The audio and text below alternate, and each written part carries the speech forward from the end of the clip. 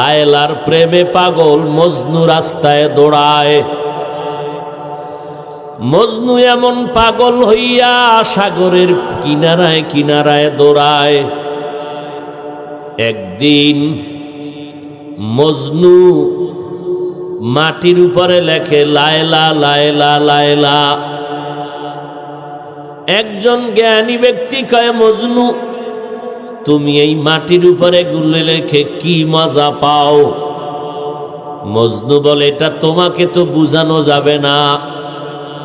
বলে, তুমি ওই লায়লার জন্য তো পাগল কেন? তার চেহারাটা তো বেশি সুন্দর না।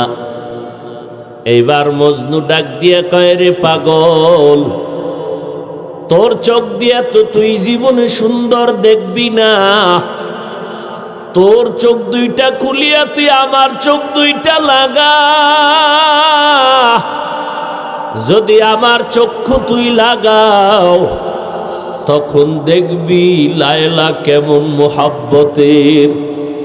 ওরে মাওলা পাকের মোহাব্বত যাদের অন্তরে ঢুকলো, জিকিরের স্বাদ যার জিহ্বায় লাগলো, নামাজের মজা যার কলবে ঢুকলো, ওই বান্দা খানা না খাইয়াও জিকিরে বড় মজা পায়। ওই বান্দা খানা না খাইয়াও নামাজে মজা পায়। যত ঠান্ডা হোক শীত হোক, ঠান্ডা পানি দিয়া অজু বানাইয়া আমরা নামাজ পড়তে কষ্ট পাই। আর আমার মাওলা পাকের যারা আসে, ওরা ওই ভোর রাত্রে ঠান্ডা পানি দিয়া অজু বানাইয়া যখন সেজদায় পড়িয়া ডাক দেয় সুবহানা রাব্বিয়াল আ'লা, ওদের কলিজা ঠান্ডা হয়ে যায়। এরে আল্লাহর বান্দা, যারা এই মজা পায় না, তারা নামাজে মজা না পাইয়া বিরোধিতা করে। আর জিকিরে যারা মজা পায় না, ওই বান্দা জিকিরের বিরোধিতা করে। আল্লাহর আশিকদের বিপক্ষে অবস্থান নেয় আর বলে, এত জিকির লাগেনি, এত নামাজ লাগেনি, এত নেক আমল লাগেনি, এত সওয়াব দরকার আসেনি। ওরে বান্দা, তোমাকে কেমনে বুঝাই? যেই বান্দা বগুড়ার দদির মজা পায় নাই, সে ওই দদির মর্ম বুঝে না। যেই বান্দা কুমিল্লার রসমালাইয়ের মজা পায় নাই, সে ওই রসমালাইয়ের মর্ম বুঝবে না।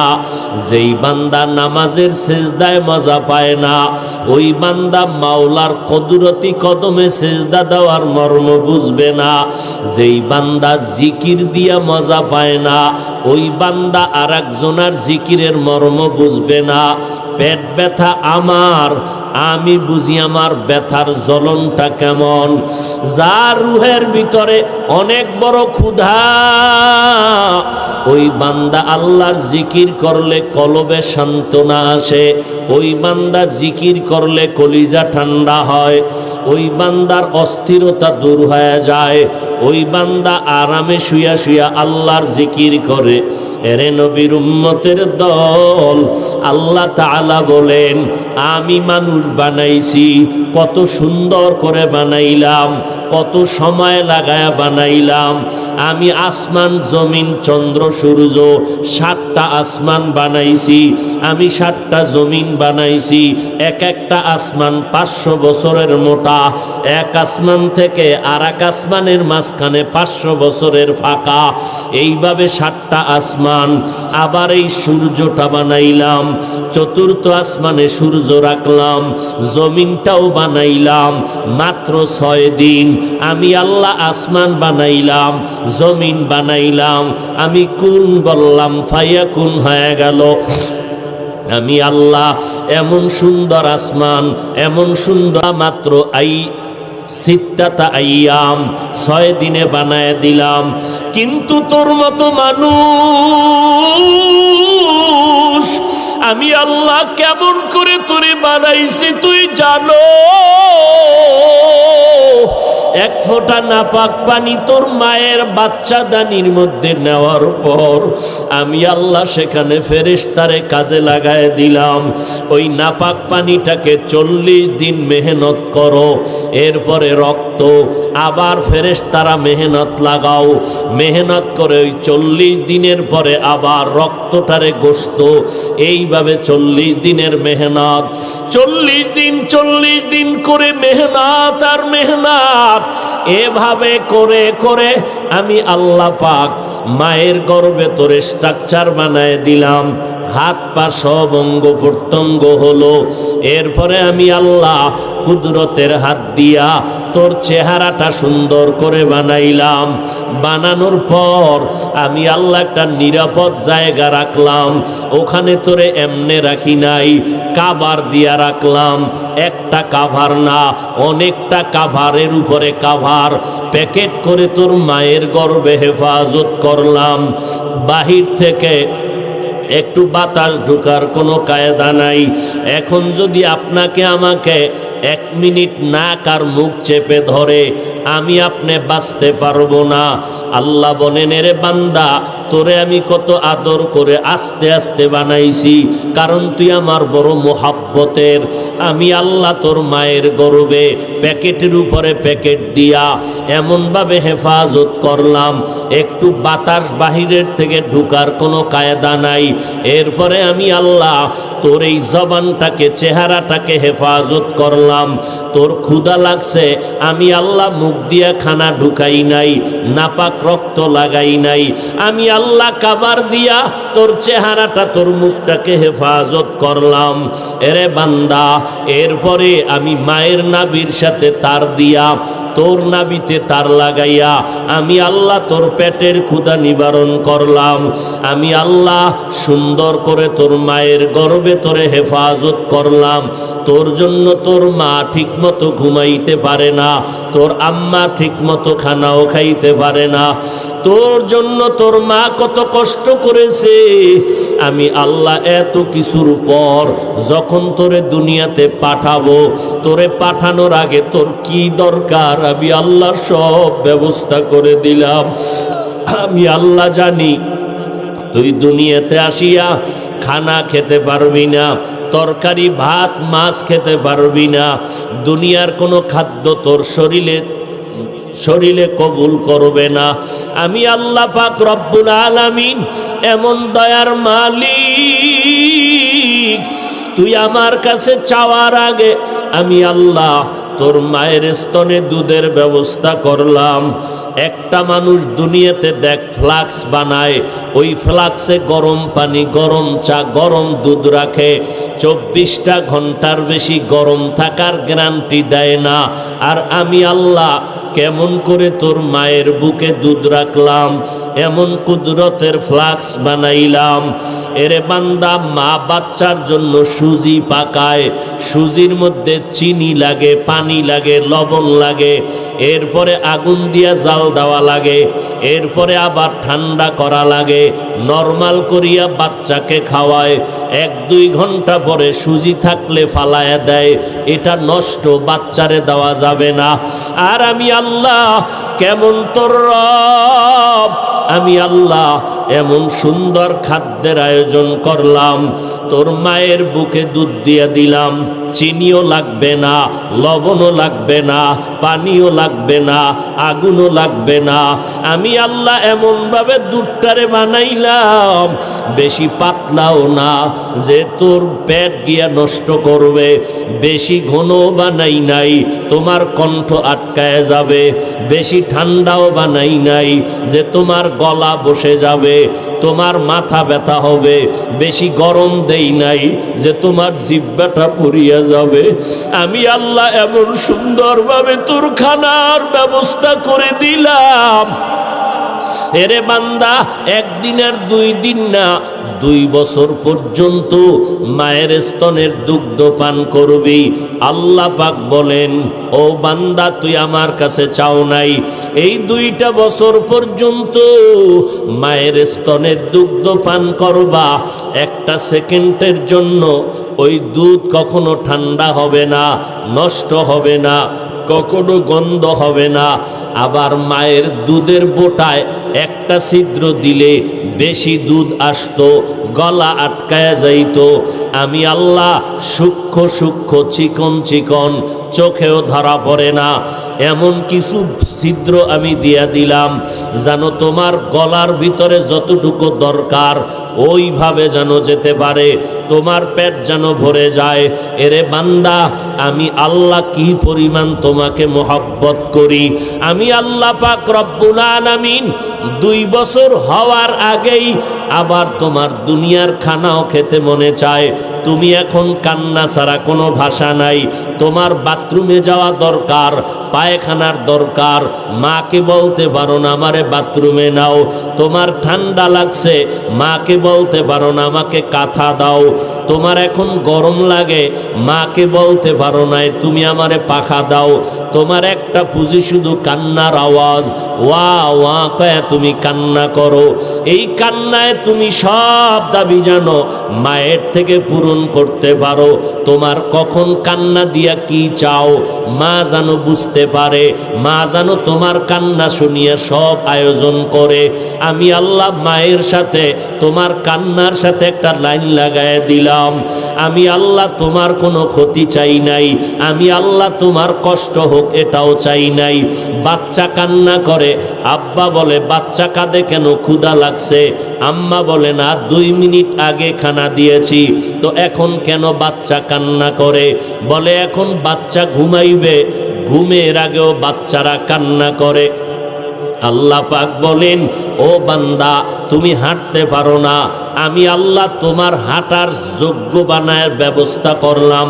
তুমি কথা বলতে পারো না, আমি আল্লাহ সময়ের আগে কথা বলার তৌফিক দিয়া দিলাম।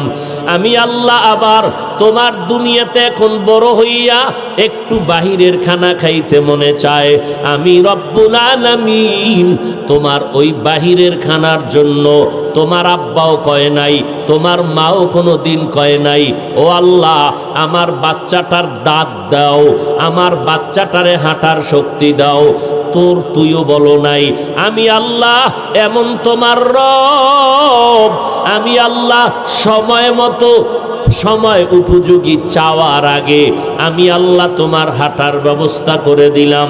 আমি আল্লাহ খানার উপযুক্ত করার জন্য 2 পাটি দাঁতের ব্যবস্থা করে দিলাম।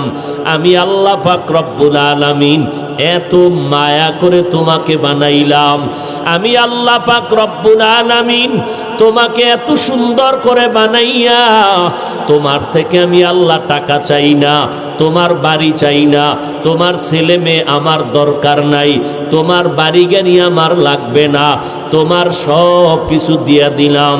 আমি আল্লাহ সব তোমাকে দেওয়ার পর আমি শুধু এতটুকু চাই, যেই জিহ্বাটা মায়ের গর্ভে আমি নাপাক করি নাই, ওই নিয়ামতের জিহ্বা দ্বারা মাঝে মাঝে তুমি আলহামদুলিল্লাহ বলে শুকর আদায় করবা। মাঝে মাঝে আমি আল্লাহকে আল্লাহ বলে ডাকবা। আমি আল্লাহ পাক তোমার ডাক শোনার পর আমি আল্লাহ কুদরতের দরজা দিয়া তোমার উপরে রহমতের নজর লাগাইয়া তোমার জীবনের সব কিছু মাফ করিয়া আমি আল্লাহ তোমাকে জান্নাতি খাতায় নামটা উঠাইয়া দিব। আল্লাহ তাআলা বলেন, আমি আসমানকে বলি নাই আমার, তোমাকে বলছি আমার, কারণ তোমাকে আমি বড় আদর করে বানাইছি। আমার মোহাব্বতের কোনো সীমা নাই। কেমন মোহাব্বত জাননি? মোহাব্বতটারে আমি আল্লাহ 100টা ভাগ করছি। একটা ভাগ মোহাব্বত জমিনে দিয়া দিলাম। এই জমিনের 1 ভাগ মোহাব্বত শুধু মানুষকে দেই নাই, এই 1 ভাগ মোহাব্বতের অংশ জঙ্গলের পশুরাও পেয়েছে। এই 1 ভাগ মোহাব্বতের কিছু অংশ নদীর মাছ পেয়েছে। পেয়েছে, 1 ভাগ মোহাব্বতের কিছু অংশ আসমানের পাখিরা পেয়েছে, 1 ভাগ মোহাব্বতের কিছু অংশ মাটির গর্ভের প্রাণীরা পেয়েছে, 1 ভাগ মোহাব্বতের কিছু অংশ মানুষ তোমরাও পেয়েছো। এই জন্য দেখ, 1 ভাগের কিছু অংশ মায়া পাইয়া একটা পিপিলিকা জাতি পিপিলিকার জন্য পাগল, একটা পাখি তার বাচ্চার জন্য পাগল, একটা মাছ আর একটা মাছের জন্য পাগল, একটা পশু আর একটা পশুর জন্য পাগল, একটা মানুষ আর একটা মানুষের জন্য পাগল। আর 99 গুণ রহমত আর মোহাব্বত আর মায়া আমি আল্লাহ নিজে কুদরতের কাছে জমা রেখে দিলাম। 1 ভাগ মায়া দুনিয়াতে দেওয়ার পর আমি আল্লাহ 99 গুণ মায়া নিজের কাছে জমা রাখলাম শুধু বান্দা তোমাদের জন্য। যখন তুমি একবার মাকে মা বলিয়া ডাক দাও, যখন তুমি জিব্বা নাড়ায় আব্বা বলে আব্বাকে ডাক দাও, তোমার মা হাজারো কাজ ফালায় তোমার কাছে দৌড়ায়, তোমার বাবা তোমার জন্য দৌড়ায়, না খাইয়া সন্তানের পেছনে সময় দেয়। অসুস্থ হয়ে গেছো, সবাই ঘুমাইছে, মা ঘুমায় না, রাতের বেলা বিছানার কিনারায় বসে মা তোমাকে আমাকে পাহারা দেয়। 1 ভাগ মায়ার একটু অংশ পাওয়াতে মা যদি সন্তানের জন্য এই পরিমাণ পাগল হয়, বাবা যদি সন্তানের জন্য এত পাগল হয়, আর আমি আল্লাহ 99 গুণ মায়া যন্তরে রাখার পর যদি কোনো বান্দা আমাকে আল্লাহ বলিয়া ডাক দাও, আমি আল্লাহর তো 99 গুণ মায়া, তখন আমার মোহাব্বতের অন্তরে জোশ এসে যায়। আমি আল্লাহ 99 গুণ মায়ার দরজা দিয়া আমার বান্দাকে বড় আপন বানায় নেই। এক বিধর্মী আল্লাহর বান্দা একটা মূর্তি বানাইয়া এটারে সামনে নিয়া বহুদিন পর্যন্ত, বহু বছর পর্যন্ত সনম সনম সনম এই শব্দ বলে ডাকতো। বহু বছর পর একদিন আল্লাহর বান্দার জবান থেকে হঠাৎ আওয়াজ বের হয়ে গেল সমাদ। আল্লাহ তাআলার একটা সিফাতি নাম আল্লাহুস সামাদ। যখন বান্দা এত বছর সনম সনম বলল, কোনো আওয়াজ নাই, আজকে যখন সমাদ শব্দ বের হয়ে গেল, সাথে সাথে গাইবি আওয়াজ লাব্বাইকা ইয়া আবদি। আল্লাহর বান্দা বলে, কে আমাকে আওয়াজ দিলা? বলে আনা রব্বুক, আমি তোমার রব। বলে এতদিন ডাকলাম কোনো আওয়াজ নাই। বলে এতদিন তুমি যাকে ডাকছো তার কথা বলার শক্তি নাই, তার কথা শোনার শক্তি নাই, তার কারো ক্ষতি করার উপকার করার শক্তি নাই। যখন আমি আল্লাহকে সমাদ বলে ডাক দিয়েছো, আমি আল্লাহর কুদরতি অন্তরে মোহাব্বত এসে গেছে। কারণ আমি আল্লাহ তো তোমার জবানের দিকে তাকায়াছিলাম, গভীর নজর দিয়েছিলাম। ওই জিব্বাটা দিয়া কোন দিন আমি আল্লাহকে একবার আল্লাহ বলে ডাক দিবা? ওই জিব্বা দিয়া কখন তুমি আমি আল্লাহর মোহাব্বতে একটা ডাক দিবা? আমি আল্লাহ জবানের দিকে নজর করে রাখছিলাম। এরে বান্দা, আমি আল্লাহ এত মোহাব্বত করে তোমাকে বানাইলাম, তোমার জন্য আসমান গোলাম বানায় দিলাম, এত বিশাল জমিনটা তোমার গোলাম বানায় দিলাম, এত বিশাল সূর্য চন্দ্র তোমার গোলাম বানায় দিলাম। এরে বান্দা, আমি তোমার থেকে চাই আমি আল্লাহর হুকুম মতো ব্যবসা করো, আমি আল্লাহর হুকুম মতো, আমি আল্লাহর মোহাব্বত নিয়ে তুমি চাকুরি করো, আমি আল্লাহর মোহাব্বত নিয়ে বিয়া শাদী করো, আমি আল্লাহর মোহাব্বত নিয়ে তুমি সফর ভ্রমণ করো। আমি আল্লাহ তোমাকে বলি নাই ব্যবসা চলবে না, চাকরি চলবে না, সব করো, তবে আমি আল্লাহর মোহাব্বত নিয়া। এরে নবীর উম্মতের দল, সর্বশেষ আল্লাহ বলে, যারা শয়তানের ধোঁকায় পড়িয়া জাহান্নামের দিকে অগ্রসর হয়েছো, এরে বান্দা ফিরিয়া আসো। জাহান্নামের একটা সেকেন্ডের আযাব সহ্য করার শক্তি তোমাদের নাই। আমি আল্লাহ মোহাব্বতের নজর দিয়া তোমাদের ডাকলাম। এরে বান্দা, যারা অন্যায় করিয়া গুনার কারণে সীমা লঙ্ঘন করে জুলুম করেছো, আমি আল্লাহর দরবারে তওবা করো, ফিরে আসো, চোখের পানি ছেড়ে দাও। আমি আল্লাহর কাছে যদি ক্ষমা চাও, আমি আল্লাহ তোমার জীবনের সব গুনাহ 1 সেকেন্ডে মাফ করে দিব। ও আল্লাহর বান্দারা, আজকে থেকে তওবা করে নেই, আর নামাজ ছাড়ব না, বেপরদায় চলব না, নবীর তরিকার বাহিরে চলব না। তওবা করার যদি নিয়ত হয়, খাঁটি তওবার নিয়তে দুটো হাত আল্লাহকে দেখায় দেই। আয় আল্লাহ, আমাদের হাত কবুল করে নেন, তওবা কবুল করে নেন। তওবার উপরে মজবুত হইয়া চলার মতো তৌফিক দান করেন, আমিন।